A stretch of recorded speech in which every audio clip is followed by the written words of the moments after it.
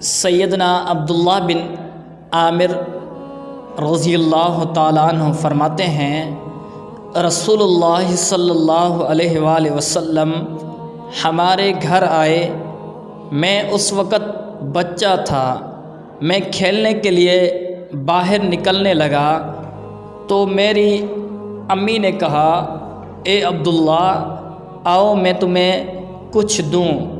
رسول اللہ صلی اللہ علیہ وآلہ وسلم نے فرمایا، تم نے اس سے کون سی چیز دینے کا ارادہ کیا ہے؟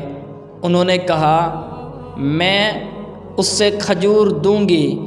رسول اللہ صلی اللہ علیہ وآلہ وسلم نے فرمایا، اگر تم اس سے کوئی چیز نہ دیتے تو تم پر ایک جھوٹ لکھ دیا جاتا۔